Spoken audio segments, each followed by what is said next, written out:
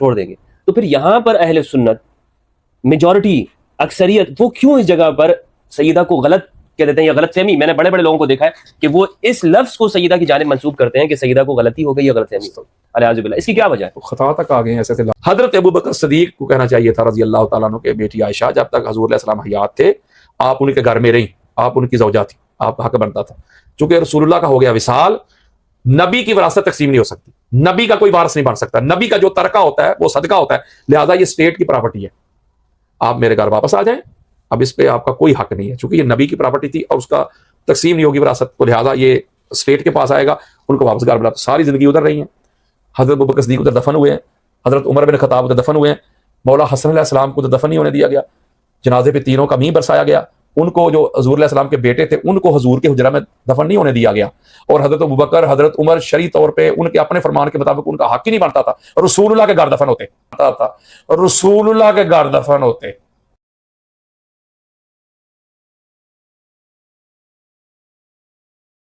اچھا علامہ صاحب، آپ اتنی ساری جو فضائل ماشاءاللہ سے آپ نے بیان کیے ہیں اور آپ کا میں نے فتح کے حوالے سے بھی موقف سنا ہے، ان سب کے ہوتے ہوئے جو اکثر لوگ بات کرتے ہیں اور مجھے بھی اس کا بسا اوقات واسطہ پڑتا ہے، لوگ یہ کہتے ہیں کہ بھائی حقیقت میں آپ لوگ اندر سے رافضی ہو، اندر سے آپ لوگ پیور شیعہ ہو، تو بس ظاہر میں لوگوں کے سامنے آپ اس طرح بیان کر رہے ہو، آپ ہو اصل میں شیعہ.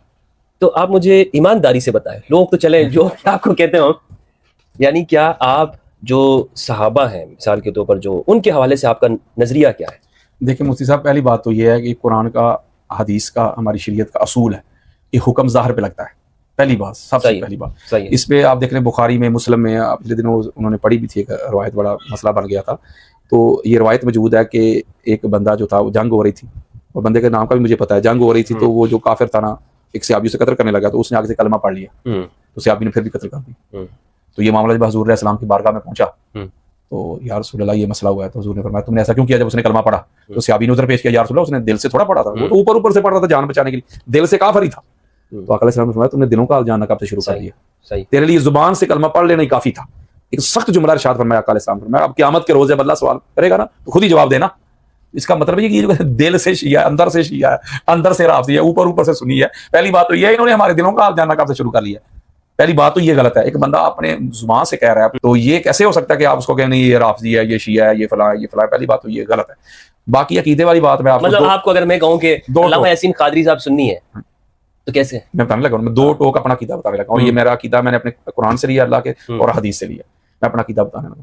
میں حضور کے بعد پوری کائنات میں سب سے اعلیٰ، سب سے افضل جو ہے نا وہ حضور کے اہل بیت کو مانتا ہوں. ان کو یہ تو عقیدہ نہیں ہے، ایمان ہے. نہیں اگلی بات سن لینا، وہ نہیں نا، فرق ہے نا، فرق آ جاتا ہے نا دوسروں میں. آپ اس میں آپ کو رافضیت بھی نظر آ جائے گی ہے کہ نہیں، شیعت بھی نظر آ جائے گی ہے کہ نہیں، کہ وہ کس طرح مانتے. سب سے افضل، سب سے اعلیٰ ان کو مانتا ہوں. اس کے بعد کوئی بھی صحابی ہو، کوئی بھی حضور علیہ السلام کا صحابی ہے، اس پر فرض کریں نا اگر کچھ معاملات اس طرح کے، کوئی کیا کہتے ہیں، کوئی ڈسپیوٹ ہے، کوئی لوگ ایرگیو ہیں، کوئی مختلف تاثرات ہیں اس کے بارے میں، اس کے کردار کے حوالے سے یا اس کے معاملات کے حوالے سے، ٹھیک ہے نا، تو میں یہ کرتا ہوں کہ میں سمجھتا ہوں کہ یہ معاملات غلط ہیں تو میں اس کے فضائل نہیں بیان کرتا، میں خاموشی اختیار کرتا ہوں. اچھا، تو لقا کے ساتھ یہی معاملہ کرتے ہیں؟ تو دیکھیں نا، ایک بات ہوتی ہے حق بیان کرنا، تو لقا کو تو میں صحابی مانتے ہی نہیں نا، وہ تو صحابی ہے ہی نہیں، کیونکہ یہ تو نکلا ہے طریق سے. طریق کہتے ہیں، ایک جملہ کہنے لگا آپ اس سے لطف لیں گے، آپ لطف والا جملہ ہے. چونکہ یہ آپ کو پتا ہے، میں آپ کو ایسے عوام سننے والوں تک بات پہنچا رہا ہوں کہ یہ کچھ لوگ ایسے تھے جو ساری زندگی محمد اور آل محمد سے جنگیں کرتے تھے. جب مکہ فتح ہوا تو اس وقت انہوں نے کلمہ پڑھا، اور آقا علیہ السلام جو ساری کائنات کے لیے رحمت بن کے آئے تھے، چونکہ ان کے جرم اتنے تھے کہ ان کے جرم کو دیکھا جائے تو ان کی گردنیں اڑانی، صحابہ نے کہا بھی تھا آج فیصلے کا دینا ہے، ان کی گردنیں کاٹی جائیں گی، لیکن آقا علیہ السلام نے چونکہ رحمت بن کے آئے تھے ان کو معاف کر دیا، آزاد کر دیا. اس کی سب سے بڑی دلیل ہماری اہل سنت کی کتابوں میں یہ روایت موجود ہے کہ جب آقا علیہ السلام صحن کعبہ کو بتوں سے پاک کر رہے تھے تو ابو سفیان ادھر کھڑا تھا، ابو سفیان بن حرب بن امیہ بن عبد شمس، وہ ادھر کھڑا تھا. تو وہ دل میں سوچ رہا تھا، دل میں، کاش میرے پاس لشکر ہوتا، میں محمد سے پھر جنگ کرتا. شیعہ کا والا نہیں دے رہا، محمد سے پھر جنگ کرتا. جب دل میں سوچ رہا تھا، حضور علیہ السلام اس کے قریب پہنچے، جب اس نے دل میں سوچا نا کاش میرے پاس لشکر ہوتا، میں محمد سے پھر جنگ کرتا، آقا علیہ السلام نے اس کے ایسے سینے پہ ہاتھ مارتے ہوئے فرمایا اور اللہ پھر تجھے ذلیل کرتا. یعنی کہ یہ وہ لوگ تھے کہ انہوں نے کچھ ذوق سے، عشق کے ساتھ نہیں کلمہ پڑھا، انہوں نے مجبوری کے ساتھ کلمہ پڑھا. اور وہاں چونکہ ان کو ٹرم استعمال نہیں کرتے صحابہ، طلاقہ کرتے ہیں، یعنی طلیق سے جمع طلاقہ. جیسے اللہ نہ کرے کوئی اپنی وائف کو جب طلاق دیتا ہے اسے کہتا ہے جا طلاق طلاق طلاق، اس کا کیا مطلب ہے؟ تو میری طرف سے آزاد ہے. تو یہ صحابہ نہیں مفتی صاحب، یہ طلاق یافتہ لوگ ہیں.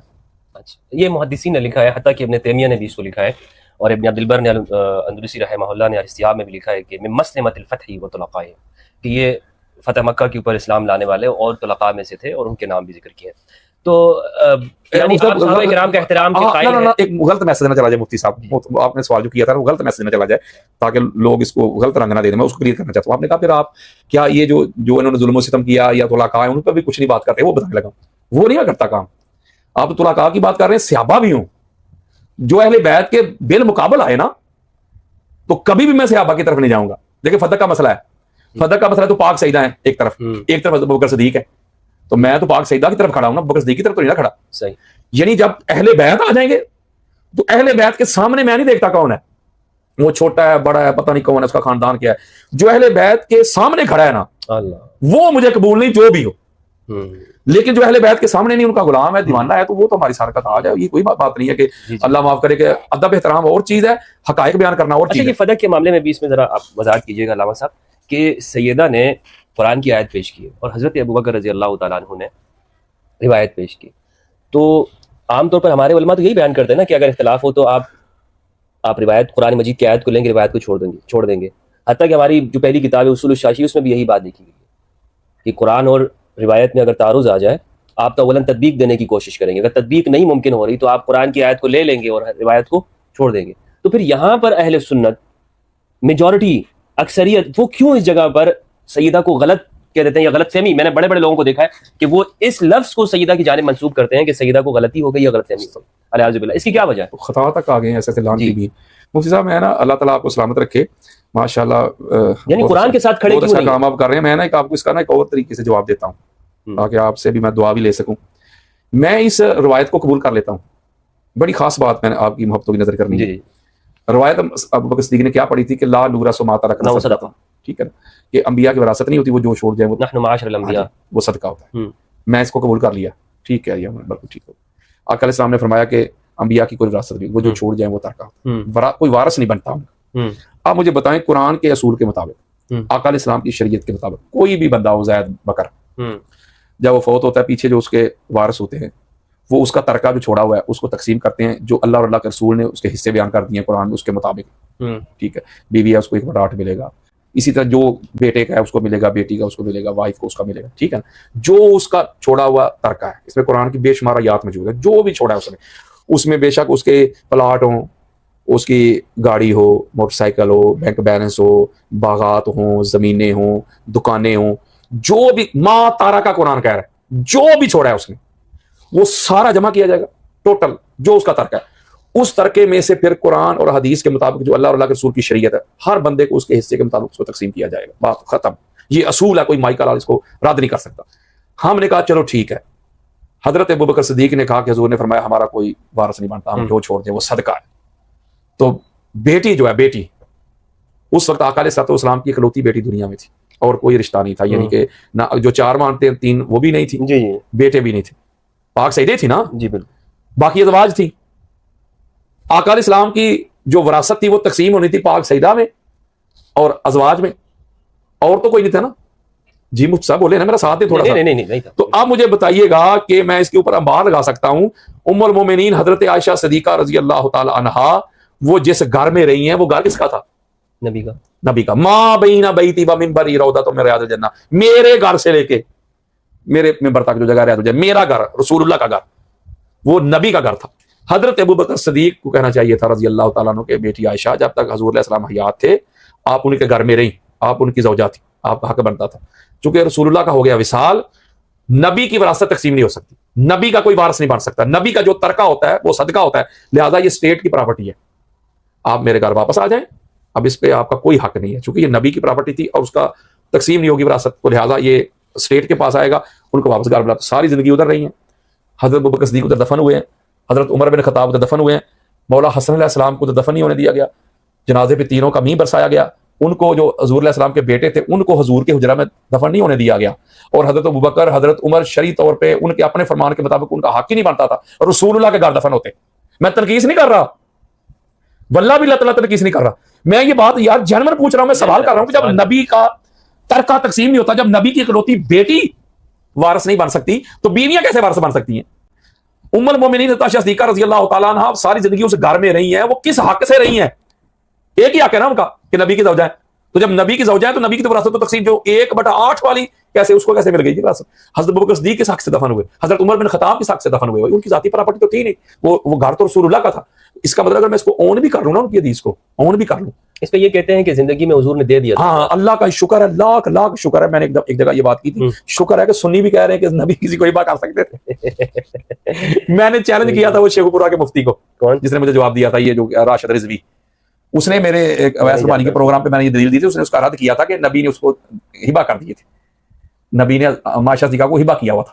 میں نے اسے کہا تھا, آج بھی کہہ رہا ہوں آپ کے پروگرام کے واسطہ سے, میں نے اسے سینہ چوڑا کر کے کہا تھا میں ساری زندگی شیخو پورہ آ کے تیری مفت نوکری کروں گا, دکھا روایت دکھا. آقا علیہ السلام نے فرمایا کہ ابوبکر صدیق جو میرے بیویوں کے حجرے ہیں نا, ان کو چھوڑ کے جو میں چھوڑوں گا نا باغات, وہ صدقہ ہے.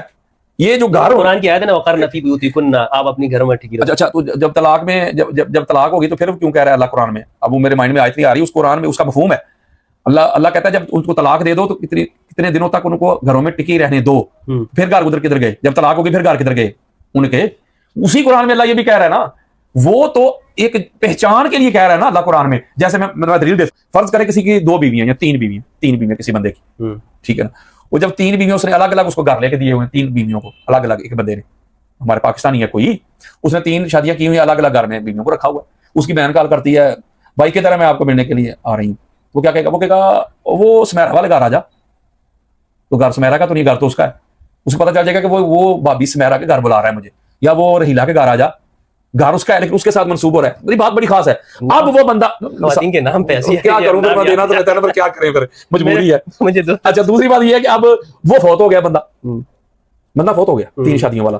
آپ مجھے بتائیں نا, لاجک سے بتائیں مجھے, جب وہ بندہ فوت ہو گیا کیا اس کی اولاد یہ کہے گی کہ جس گھر میں, چلو اب میں نام نہیں لے رہا, جس گھر میں وہ رہتی تھی عہدہ ہو گیا, تو وہ رہتی تھی عہدہ ہو گیا, اس طرح نہ کریں گے. وہ ساری اس کی پراپرٹی جمع کریں گے, جمع کر کے پھر اس کا ٹوٹل ترکہ بیویوں کو 1/8 ہی ملے گا, آگے اس کے بیٹے بیٹیاں ہر ایک کو ملے گا. بھائی یہ اصول قرآن کا اصول ہے, کوئی مائی کا لال رد کر کے نہیں دکھا سکتا. اگلی بات یہ ہے کہ جب رسول اللہ کا مجھے دکھائے نا, وہ مفتی صاحب مجھے دکھائے, وہ جو کہتا تھا کہ حضور نے ہبا گفٹ کر دیے تھے, مجھے دکھائے کہاں گفٹ کیے تھے, میں مان لوں گا. اچھا سنی بھی اب آ رہے ہیں, تھوڑے شیعہ ہوتے جا رہے ہیں, کہتے وہ پاک سیدہ کا ہبا نہیں مانتے, تو ادھر جہاں کہیں ہے ہی نہیں, کوئی تک ہی نہیں مانتا.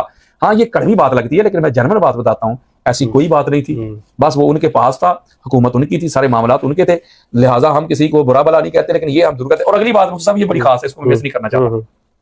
ہائے ہائے, بخاری میں جو روایت موجود ہے اس میں یہ لکھا ہوا ہے کہ حضور نے فرمایا تھا کہ ہم جو چھوڑ جائیں وہ صدقہ ہوتا ہے ہمارا. لا نورا سو ایک جگہ لکھا, ہوا بھی ساتھ لکھا ہوا, ہوا صدقہ تم, جو چھوڑ جائیں وہ صدقہ ہے, ٹھیک ہے نا, یہ لفظ بھی آیا ہوا, وہ صدقہ ہے جو چھوڑ جائیں. تو اے بی بی, اے فاطمہ تو زہرا, جو نبی نے کیا ہے نا اس سے میں آگے پیچھے نہیں کر سکتا, اسی میں سے میں آپ کو مال دیتا رہوں گا, آپ کو کھانے کے لیے میں مال دیتا رہوں گا. یہ لکھے ہوئے میں آپ کو دکھا سکتا ہوں بخاری میں. ایک طرف آپ کہہ رہے ہیں کہ صدقہ ہے, ایک طرف آپ کہہ رہے ہیں کہ میں اس میں سے آپ کو کھلاتا رہوں گا, تو نبی کی بیٹی کو صدقہ کھلاؤ گے؟ یہ تو ان سے بھی کہا گیا نا کہ میں آپ کو اسی مال میں سے دوں گا. حضرت ابوبکر نے یہ نہیں کہا تھا کہ میں آپ کو کچھ نہیں دے رہا ہوں, یعنی میں وہی عمل کروں گا کہ جو حضور نے اپنی زندگی میں کیا. تو رسول اللہ نے تو اپنی ملکیت کھلائی. یار میری بات فالو نہیں کر رہے آپ. میں یہ کہہ رہا ہوں کہ اس کو آن کر رہا ہوں, میں یہ کہہ رہا ہوں کہ رسول اللہ صلی اللہ علیہ وآلہ وسلم تو اپنی پراپرٹی میں سے جو پرسنل ان کی تھی, جو مال فیض تھا, جو رسول اللہ کا ہی تھا, وہ تو کھلاتے تھے نا اپنی اہل بیت کو. اور حضرت ابوبکر کہہ رہے ہیں کہ اب وہ ان کا چھوڑا ہوا مال صدقہ ہے. صحیح, وہ تو کہہ دیا صدقہ ہے نا, تو میں اس صدقے میں سے ہی آپ کو کھلاؤں گا. یعنی نبی کی بیٹی کو وہ صدقہ کہہ کے ساتھ کے, جو پتہ نا اسی کو ایشو بنا کے جلالی لان کی نے بھی یہ بات کی تھی, اس کو جو میں کہہ رہا ہوں نقطہ, وہ اس کو دوسری طرف لے کے جا رہا تھا, میں سیدھا لا رہا ہوں, وہ کسی اور طرف جا رہا تھا, میں کسی اور طرف لا رہا ہوں آپ کو. یعنی بی بی پاک پہ صدقہ حرام ہے, ٹھیک ہے نا. حضرت ابوبکر کہہ رہے ہیں کہ میں وہ جو صدقہ ہے نا, صدقہ اس میں سے آپ کو کھلاؤں گا. اور آپ کو پتا ہے جب یہ ایشو بنا تھا جلالی کے ساتھ, میں نے اس پر کیس کیا تھا, سارے معاملات جو ہوئے تھے, تو جلالی نے پتا کہ جملہ کیا کہا تھا, اس نے کہا تھا ابوبکر نے تو معاذ اللہ بی بی کو وہ صدقہ کھانے سے بچایا ہے, وہ صدقہ تو ان پہ حرام تھا, تو اگر دیتے وہ تو حرام چلا جاتا. اس کی جو وہ دلیل دے رہا تھا, وہ کہہ رہا تھا کہ ابوبکر نے تو اس کو نہ دے کے نا, وہ تو حرام مال سے بچایا ہے, وہ صدقہ تو بی بی پاک پہ حرام ہے. ساتھ ابوبکر کہہ رہے ہیں صدقہ, ساتھ کہہ رہے ہیں میں کھلاؤں گا. بھائی کسی ایک طرف تو آؤ نا. صحیح, اگر بی بی پاک کو کھلانا ہے تو پھر کہو صدقہ نہیں, وہ اگر صدقہ کہہ رہے ہو تو پھر کھلا کیوں رہے ہو جی؟ یعنی اس معاملے میں آپ کے نزدیک اہل سنت کا جو موقف ہے کمزور ہے, یعنی آپ کو مضبوط جگہ پہ دکھائی نہیں دیتے وہ. نہیں, یہ اصل میں نا یہ اہل سنت کا موقف نہیں ہے, یہ صرف समझ लें कि हजरत अबू बकर सिद्दीक को ना बचाना चाहते हैं, या उनको पता नहीं ये मासूम, पता नहीं उनको मासूम मानते हैं या उनको नबी मानते हैं। मैं बात खुली कर रहा हूँ आप, यानी कि वो उनको इस तरफ ला रहे हैं कि जैसे वो नबी हैं या वो मासूम हैं, उनसे कोई ये अगर मगर नहीं हो सकता। हालांकि सहाबा किराम आपस में कितने कितने इख्तिलाफ रहे हैं। ये सूरह हुजरात की पहली 2 आयतें पढ़े ना। अगर हम ये कह सकते हैं कि सईदा से खता हुई है, तो यूं क्यों नहीं कह सकते कि हज़रत अबू बकर सिद्दीक, ये क्यों नहीं, इतना वसत क्यों नहीं है? वही तो मैं कह रहा हूँ कि पिछले दिनों एक बंदे ने की थी ना ये बात, तो ये चीज उनको कबूल नहीं। बीबी बाग की तरफ ये मंसूब कर देते साथ इज्तिहादी लगा के, तो उधर नहीं कर रहे। अंबिया की तरफ भी मंसूब कर देते हैं, उधर नहीं कर रहे। तो यही तो मैं आपको कह रहा हूँ, पता नहीं उनको नबी मानते हैं, कुरान अहले बैत के साथ, हाँ जी, पता नहीं उनको नबी मानते हैं, उनको नबियों से ऊपर मानते हैं, ये क्या मानते हैं। अल्लाह के बंदो, एक तरफ बदा तो रसूल है अकाल साथ। अच्छा, एक और बात है मुफ्ती साहब अभी मेरे माइंड में आई, ये भी कहते हैं कि अंबिया की जो विरासत होती है, हाँ, ये भी इल्म होता है, इल्म, नॉलेज। बहुत बढ़िया, देखिए वो कहते हैं वो इल्म होता है, अंबिया की विरासत इल्म होता है। नहीं, पहले कहते हैं कि इससे मुराद विरासत नबुव्वत। हाँ जी, हाँ जी। तो वो लिहाजा ये माल नहीं, माल को छोड़ें, मैं ये भी कबूल करता हूँ, गल मुक्की। इसलिए मैं इसको कहता हूँ डबल स्टैंडर्ड। हाँ, ये डबल स्टैंडर्ड। अगर देखना मुफ्ती साहब, इसको बंदा कबूल कर ले, तो अगर बीबी बाग जो है उनके पास नबी के इल्म की विरासत तो है ना, क्या बात है, वो नबी की इल्म की वारसा बन गई, लेकिन नबी की। इसका मतलब है हजरत अबू बकर सिद्दीक से तो उनका इल्म ज्यादा है ना। बिल्कुल बिल्कुल। तो जब वो नबी की वारस बन गई इल्म की, तो उनका मतलब ये हुआ कि उनका इल्म ज्यादा है। जब वो फरमा रही है ये ऐसे ऐसे है, लेकिन फिर भी नहीं, फिर कहते हैं नहीं, यहाँ पर अंबिया के वारिसीन उलमा होते हैं, बच्चे नहीं, उधर नहीं।